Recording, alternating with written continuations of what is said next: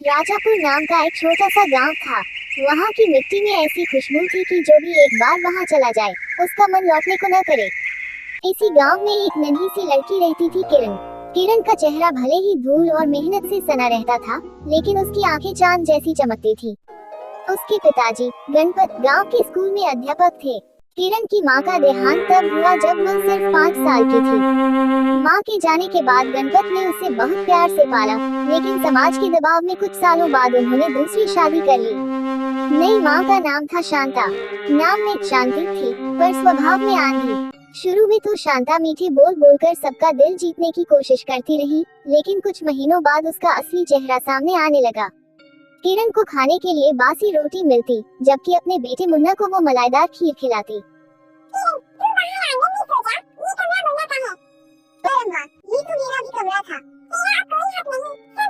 हर रात किरण रोते रोते सो जाती।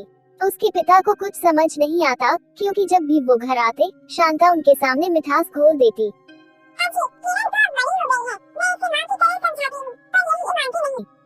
गणपत सोचते शायद सच कह रही है। एक दिन दीपावली का त्योहार था। गांव के सब घरों में दिए जल रहे थे, मिठाई की खुशबू फैली हुई थी, लेकिन किरण के घर में अंधेरा था। शांता ने कहा, किरण का मन टूटा। वह चुपचाप घर से निकल गई। गांव के किनारे एक पुराना बरगद का पेड़ था, जहां उसकी माँ उसे बचपन में झूला झुलाया करती थी। किरण वहीं जाकर रोने लगी। माँ, अगर तू होती तो मैं यूं अकेली ना होती। अचानक पेड़ से ठंडी हवा चली, पत्ते झड़ने लगे और एक चमकदार रोशनी निकली।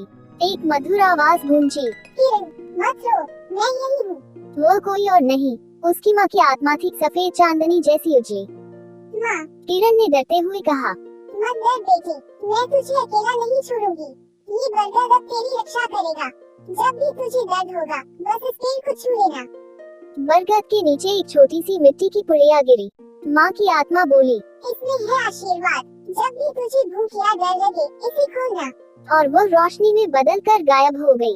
अगले दिन किरण भूखी थी, उसे पूरे दिन कुछ नहीं मिला। याद आया माँ की दी हुई पुड़िया।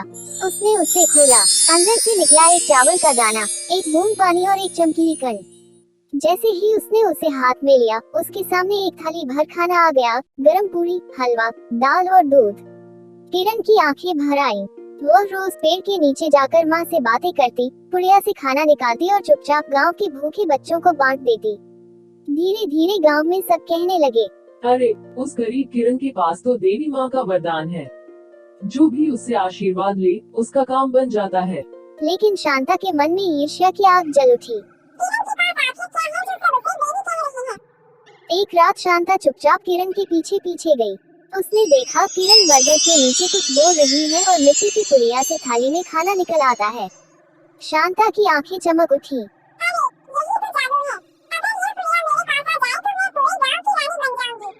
अगले दिन उसने किरण को खूब डांटा और कहा,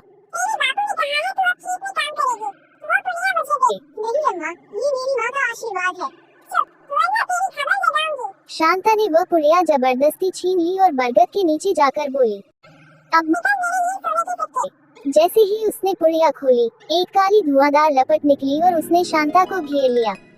वह चीखी और देखते ही देखते वह कौवे में बदल गई। बरगद से आवाज आई, जो लालच करेगा वह उड़ तो जाएगा पर लौट नहीं पाएगा। किरण डर के मारे रो पड़ी। उसी समय बरगद से वही उजली रोशनी निकली। मत डर बेटी, ये सजा उसे उसके कर्मों की मिली है। अब तू अपने पिता का सहारा बन। अगली सुबह गांव वाले शोर मचा रहे थे। अरे, शांता गायब हो गई। किरण ने कुछ नहीं कहा। जब गणपत को सच्चाई पता चली, तो वो रो पड़े। बेटी, मैंने तेरा दर्द नहीं समझा, मुझे माफ कर दे। किरण ने उनके आंसू पोंछे। पिताजी, माँ ने कहा था बुरा वक्त ही सिखाने आता है। गांव के लोग अब किरण से सलाह लेने लगे। बरगद के नीचे उसने छोटा सा पाठशाला शुरू किया, जहां गरीब बच्चों को वह मुफ्त में पढ़ाती। बरगद की ठंडी छांव में अब रोज बच्चों की हंसी गूंजती। कभी कभी पेड़ से कोई सफेद पंख गिरता, जैसे माँ कह रही हो, बेटी, तूने मेरा नाम रोशन कर दिया। सालों बाद किरण बड़ी होकर राज्य की पहली शिक्षिका बनी। उसने गांव में स्कूल, अनाथालय और महिला सहायता केंद्र खोले। लोग कहते, वही किरण जिसने बरगद से वरदान पाया, अब दूसरों के जीवन में रोशनी बांटती है।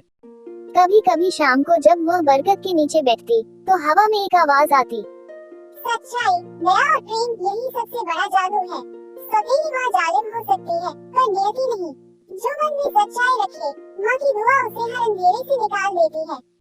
और सबसे बड़ा चमत्कार है भलाई करना, भले ही दुनिया बुरी क्यों न लगे।